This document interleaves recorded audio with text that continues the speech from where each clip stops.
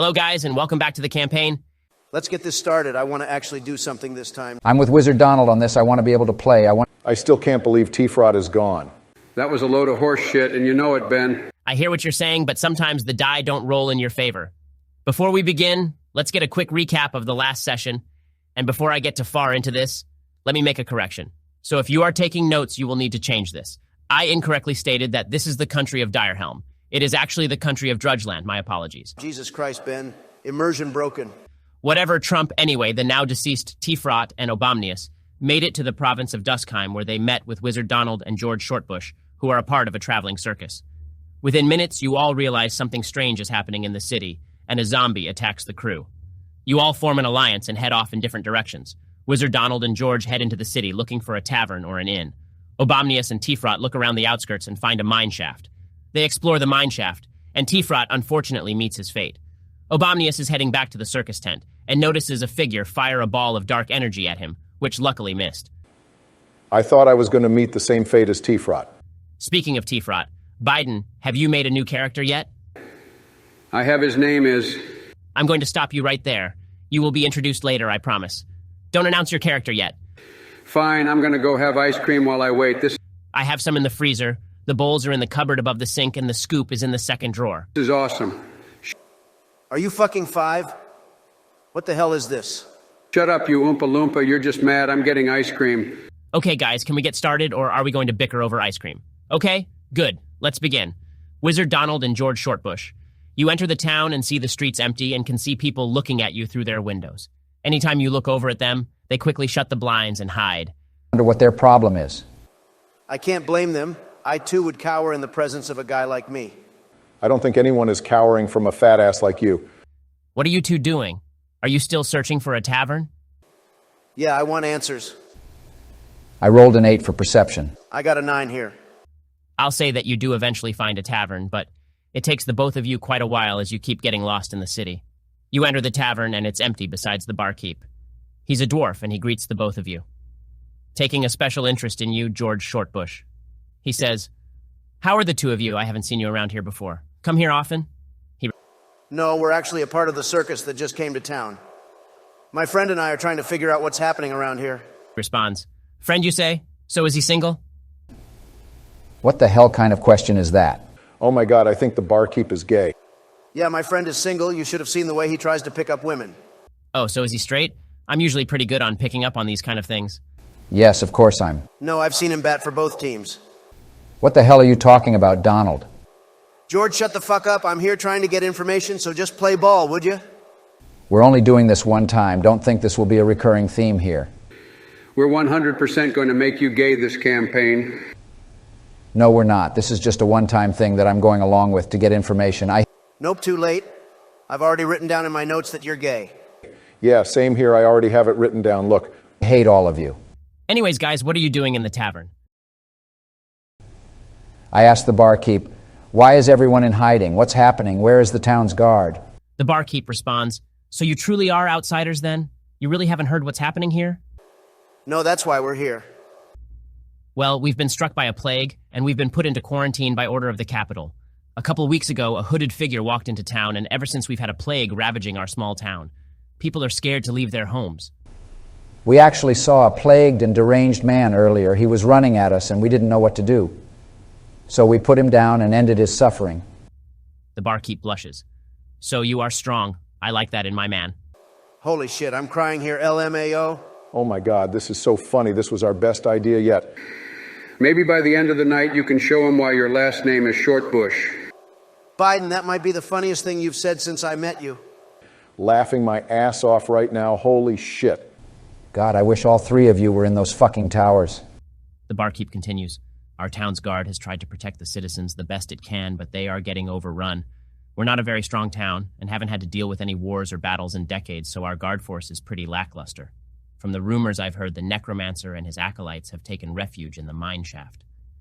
Can you tell us more about the mine shaft? What do you know about it? From what I understand, the mine shaft has run into a large opening. After the miners did some exploring, it came to be revealed that it was an ancient ritual site from long ago. Thank you for the information, my fellow dwarf. Let's get out of here before I see something I'll need therapy to recover from. You two leave the tavern, and as you leave, the keep says, "George, you come back anytime I have a place you can stay for free." Oh, really? That's so kind of you. All right, lover boy, let's go. What are you talking about? He was just offering me a room? Yeah, his room. Now let's head back to the tent. Wait, are you serious? Everyone else understood what the keep was implying. How did you ever get a wife in real life? He couldn't have made it any more clear. I just thought he was being nice. Wizard Donald and George Shortbush return to the tent, and you see Obomnius running back to the tent. I'm glad to see you two, but I have some bad news. Where's that big guy at? That's what the news is about. Tifrot and I found a mine shaft. We ran into some zombie kobolds and they overwhelmed us. Tifrot and I tried to run away, but he ended up dying.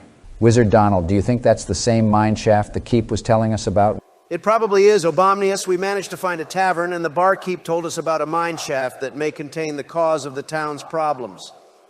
He said there is a necromancer here, and that there is an ancient ritual site that the mine shaft ran into.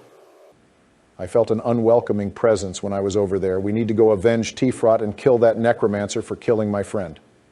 If we all group up, I'm sure we can take care of it. You hear bugles and trumpets and the sound of a drum and what sounds like marching approaching the city. What the hell could that be? Do you think that's an invading army? If I had to guess, it's a detachment sent here by the capital to help out the city. They've probably received word of what's happening here. I think you're right, Wizard Donald. You find yourselves under assault by an undead horde. The townspeople and guard are scrambling to get to the gate that has been closed off. We've got to get out of here. Maybe we can get these doors open if we use Bertha the elephant as a battering ram. Good thinking now. How do we get her to do that? I have an idea, Ben. I cast Firebolt on Bertha's... Please roll to hit and roll damage if it hits. 12.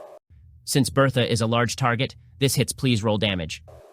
I'm sorry, Bertha. I wasn't trying to roll this much damage. I got a 9. The gates at the entrance of the city swing open, and you see a regiment of soldiers being led by a tall figure riding atop a horse. Bertha, hurting and scared from the firebolt, runs off and doesn't stop. Benjamin chases after Bertha, trying to get his elephant under control. He exclaims, "God damn it, Wizard Donald, do you know how much it costs to get an elephant?" Sorry about that, Benjamin. It was either her or all of us. Let's go greet those soldiers and see if they'll help us out. As you approach, you notice the glistening armor of the figure on the horse. Armor that could only be obtained by either high-ranking officials or those that descend from nobility. The figure gets off the horse, and you realize it's a silver dragonborn paladin that's the same height as the horse. You hear what sounds like an army song or a shanty. We fired our bolts and the chaos kept a-coming. There wasn't as many as there was a while ago.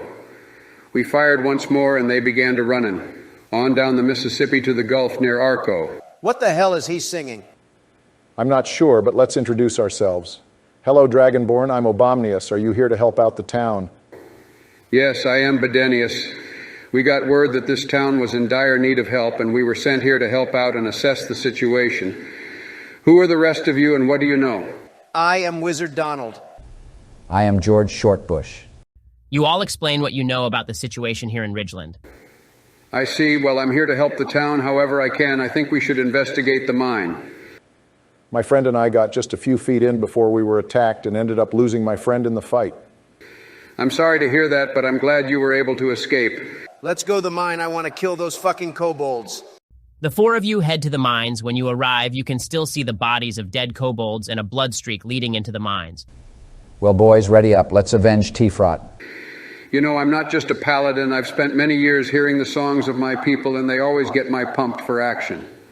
I got nothing better to do. I'm going to prepare some spells before we head in. Let's hear what you got, Bedenius. Okay, it goes like this. In 1614, we took a little trip, along with Colonel Draxon, down the mighty Mississippi. We took a little bacon, and we took some Dragaselm, and we caught the bloody chaos in the town of Deerhelm. We fired our bolts, and the chaos kept a-coming. There wasn't as many as there was a while ago. We fired once more, and they began to running, on down the Mississippi to the Gulf near Arco.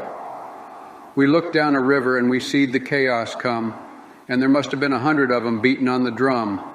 They stepped so high, and they made their bugles ring.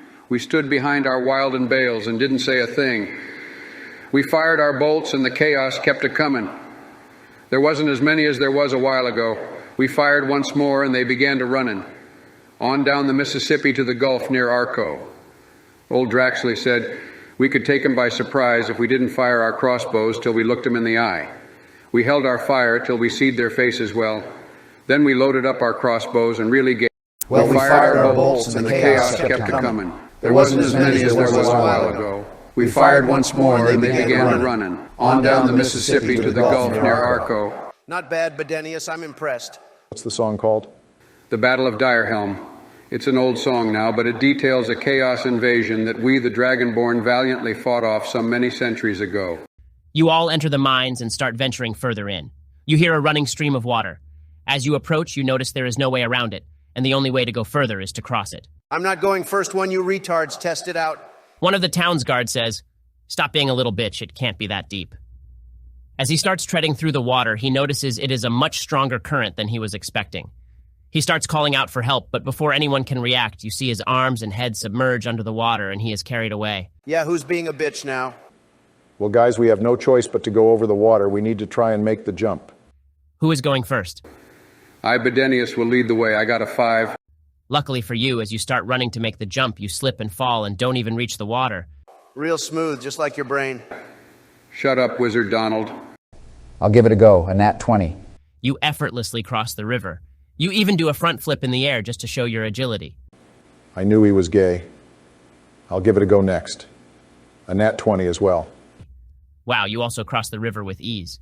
Seeing these two cross with such ease, both Bedenius and Wizard Donald feel a little confidence boost. I rolled a 13. I rolled a 10.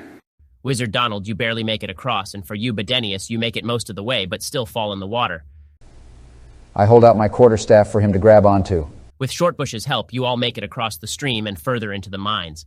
As you venture further, you start feeling an overwhelming amount of negative energy. The mines reek of decay. After 5 more minutes, you see a clearing. This must be what the innkeeper was talking about. I think you're right, Wizard Donald. Let's stay alert. We don't know what's lurking around in there. You approach the clearing and you all look in. You see what looks like an ancient ritual site with multiple hooded figures and a figure in the middle of the room with a much more decadent robe. You also see someone that look familiar. It is approaching you as it senses the 4 of you. No, it can't be. What the hell did he do to him, Obomnius? I thought you said he died.